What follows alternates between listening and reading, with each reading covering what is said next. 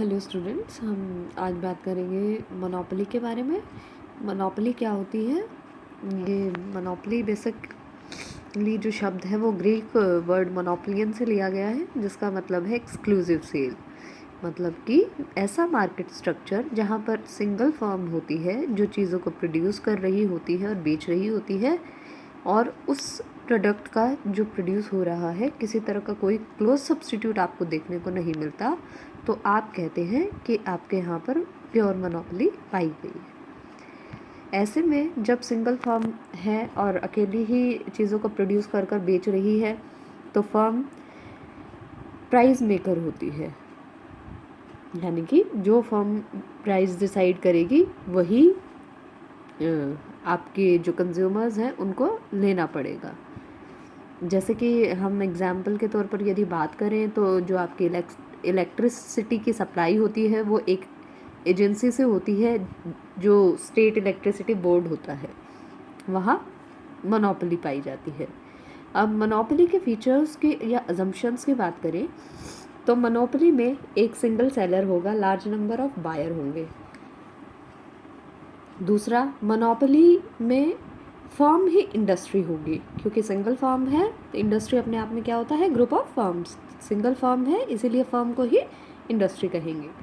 तीसरा, रिस्ट्रिक्शन होगी किस चीज़ पर? एंट्री ऑफ न्यू फर्म्स पर। जो नई फर्म है वो मार्केट में एंटर नहीं कर सकती। रिस्ट्रिक्शन किसी भी फॉर्म में हो सकती है।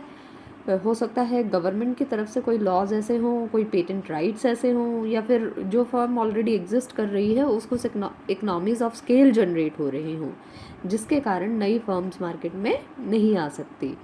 फिर है नो क्लोज सब्सटीट्यूट्स, यानी कि एक जो फर्म अपने प्रोडक्ट को प्रोड्यूस कर रही है उसका कोई क्लोज सब्सटीट्यूट मार्केट में एग्जिस्ट नहीं करेगा। जो फर्म है आपकी वो प्राइस मेकर है। क्यों? क्योंकि फर्म ही अकेली फर्म है और वही चीज़ों को प्रोड्यूस कर रही है, चीज़ों को मार्केट में सप्लाई कर रही है, जबकि बायर्स हैं जो वो लार्ज नंबर में आपके पास अवेलेबल हैं। यदि किसी बायर को लगता है कि प्राइस महंगा है और वो चीज़ों को ना भी खरीदे, तो उससे टोटल मार्केट के डिमांड पर कोई ख़ास फ़र्क नहीं पड़ता।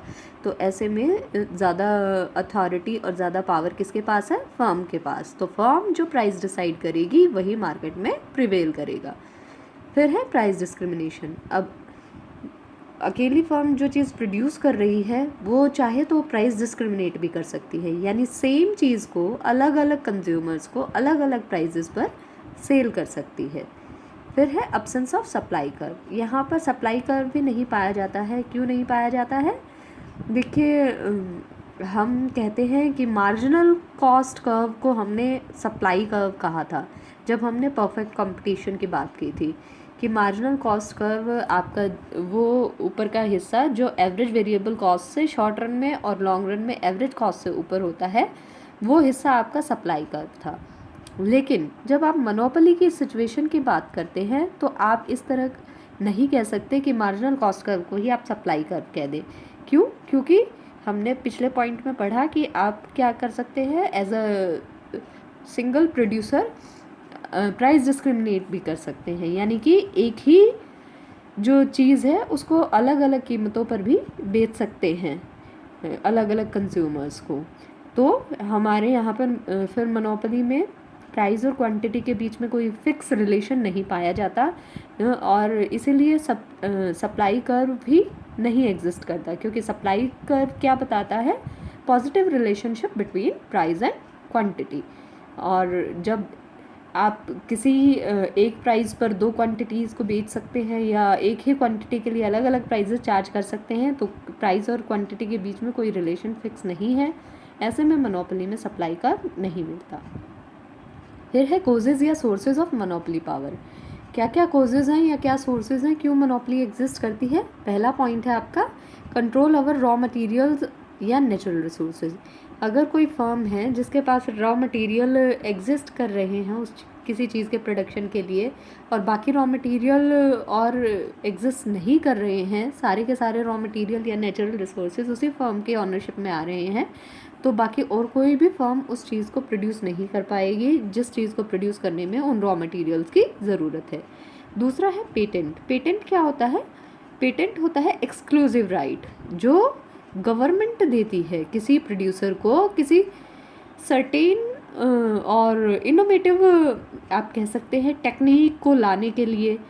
और यदि कोई प्रोड्यूसर्स अपनी इनोवेशंस, इन्वेंशंस, रिसर्च डेवलपमेंट से किसी टेक्निक को डेवलप करता है जिससे एफिशिएंटली वो प्रोड्यूस कर सकता है, तो गवर्नमेंट उसको एक्सक्लूसिव राइट दे सकती है कि आपके सिवा इस टेक्निक को कोई और यूज़ नहीं कर सकता प्रोडक्शन के लिए। और यदि किसी को एक्सक्लूसिव राइट मिल जाएगा तो कोई और उस टेक्निक को सिमिलर यूज़ नहीं कर पाएगा और उस प्रोडक्ट को उस तरीके से प्रोड्यूस नहीं कर पाएगा। तो ऐसे में जो प्रोडक्ट है वो उस टेक्निक को यूज़ करके बन रहा है जो वो वही फर्म बना पाएगी जिसके पास पेटेंट अवेलेबल होगा। फिर है टेक्निकल बैरियर। इसके साथ टेक्निकल बैरियर भी एग्जिस्ट कर सकते हैं। टेक्निकल बैरियर किस तरीके के होते हैं? मान लीजिए एक फर्म के पास कोई टेक्नोलॉजी है और जिसके साथ वो ऑप्टिमम प्लांट को यूटिलाइज़ कर पा रही है, फुल्ली यूटिलाइज़ कर पा रही है, ऑप्टिमम आउटपुट को प्रोड्यूस कर पा रही है, मतलब उसको इकोनॉमीज ऑफ स्केल जनरेट हो रहे हैं और जो कॉस्ट ऑफ प्रोडक्शन है वो कम से कम आ रहा है, उसकी एवरेज कॉस्ट लीस्ट है। ऐसे में मार्केट का साइज़ भी हो सकता है कि फर्म के लिए एफिशिएंट हो, यानी कि जितना फर्म प्रोड्यूस कर रही है वो सारे का सारा मार्केट में बिक सकता है इजीली, और उससे ज़्यादा मार्केट में जो प्रोडक्ट की रिक्वायरमेंट है वो नहीं है। तो ऐसे में और फर्म के पास कोई इंसेंटिव नहीं बचता कि वो मार्केट में एंटर करे।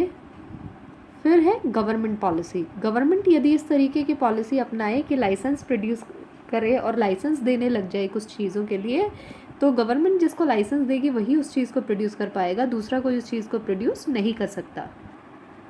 और ऐसा लाइसेंस वगैरह किस फील्ड में ज़्यादातर गवर्नमेंट देती है? पब्लिक यूटिलिटीज़ के फील्ड में देती है, जैसे इलेक्ट्रिसिटी है, गैस है, टेलीफोन्स हैं।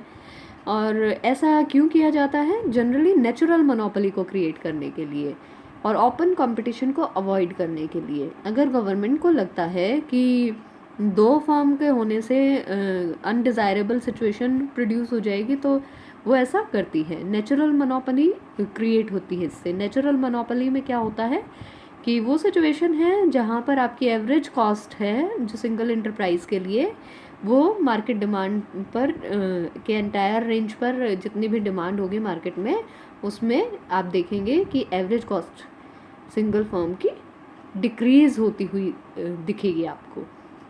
फिर है हिस्टोरिकल लैग। हिस्टोरिकल लैग या एंट्री लैग।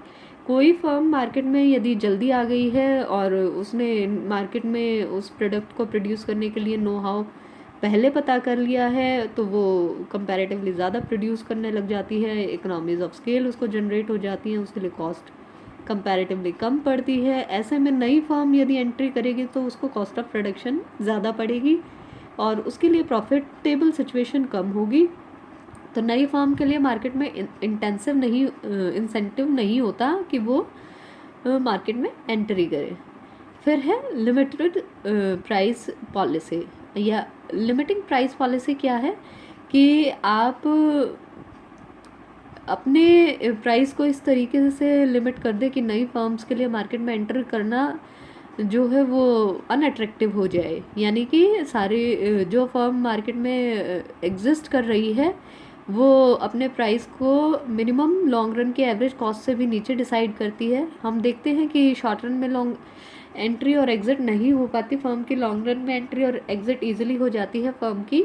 और लॉन्ग रन में फर्म नॉर्मल प्रॉफिट की सिचुएशन में कब होती है? जब वो लॉन्ग रन एवरेज कॉस्ट के अकॉर्डिंग अपना प्राइस चार्ज करती है, जो कि नॉर्मल प्रॉफिट फर्म को देता है। यदि फर्म जो मार्केट में एग्जिस्ट कर रही है मोनोपोली की सिचुएशन में उस एवरेज कॉस्ट से भी नीचे अपना प्राइस डिसाइड करेगी, तो ऐसे में नई फर्म के लिए मार्केट में एंटर करना अनअट्रैक्टिव होगा। Capital size. अब जो फर्म मार्केट में एग्जिस्ट कर रही है उसके पास ह्यूज अमाउंट ऑफ कैपिटल है, वो अच्छे तरीके से चीज़ों को प्रोड्यूस कर पा रही है, उसकी प्रोडक्टिव कैपेसिटी इस्टेब्लिश हो चुकी है। और नई फर्म यदि मार्केट में एंट्री करना चाहती है तो उसको बहुत बड़े अमाउंट में कैपिटल की ज़रूरत है। ऐसे में जो नई फर्म है वो इतने बड़े अमाउंट में कैपिटल इन्वेस्ट करने में हिचकिचाती है और कंपैरेटिवली नई फर्म एंटर नहीं कर पाती।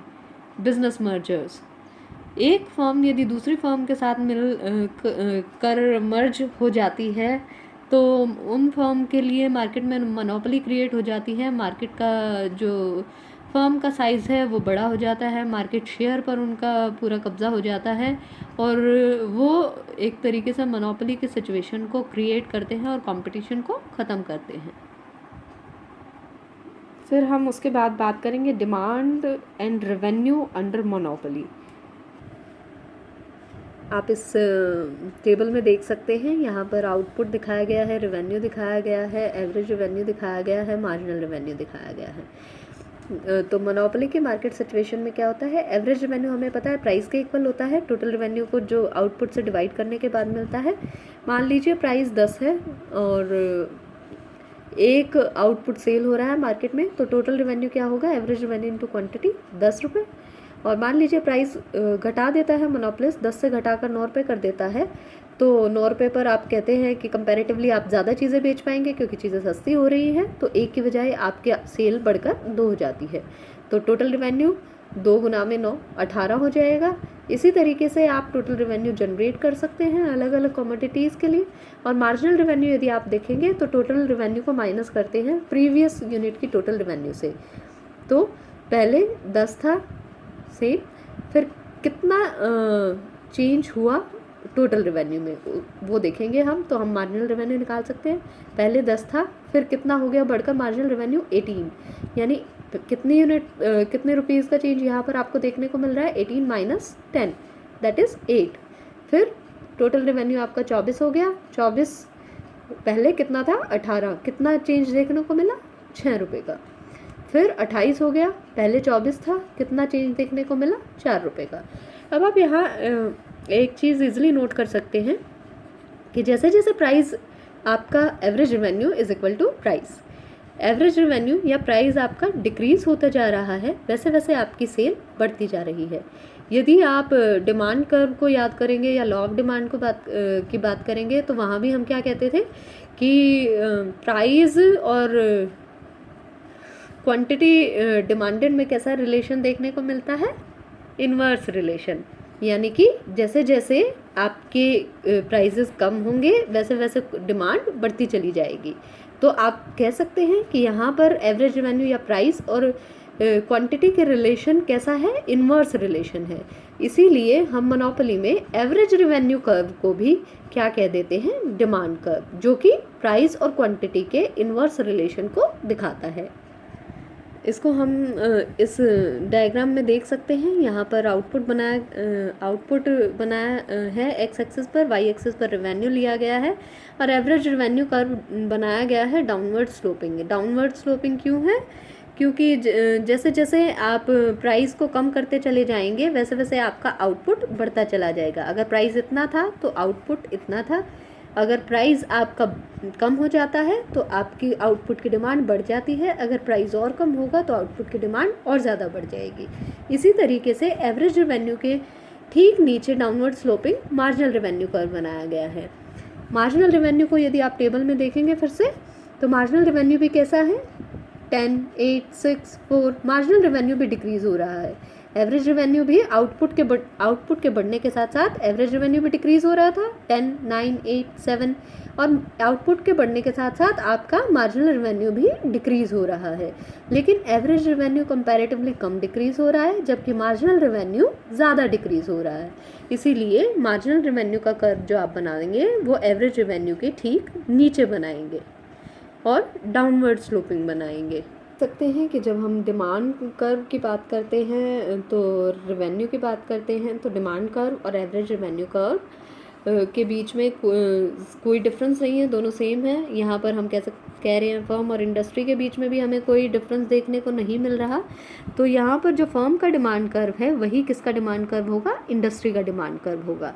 और डिमांड कर्व मोनोपोलिस्ट के लिए क्या होगा, एवरेज रेवेन्यू कर्व को ही हम डिमांड कर्व कहते हैं, जो डाउनवर्ड स्लोपिंग होता है और क्या दिखाता है, लो प्राइस, और जैसे जैसे प्राइस लो होंगे वैसे वैसे डिमांड एक्सपेंड हो जाएगी, यानी प्राइस और डिमांड के बीच में इन्वर्स रिलेशन को शो करता है। फिर हम बात करते हैं कॉस्ट अंडर मोनोपोली। यदि आप कॉस्ट कर्व्स की बात करेंगे तो जो कॉस्ट कर्व्स आपने परफेक्ट कंपटीशन में जैसे बनाए थे वैसे ही ठीक कॉस्ट कर्व्स मोनोपोली के लिए भी एग्जिस्ट करते हैं, और सेम शेप्स आपको देखने को मिलेंगे मोनोपोली के लिए भी कॉस्ट कर्व्स की।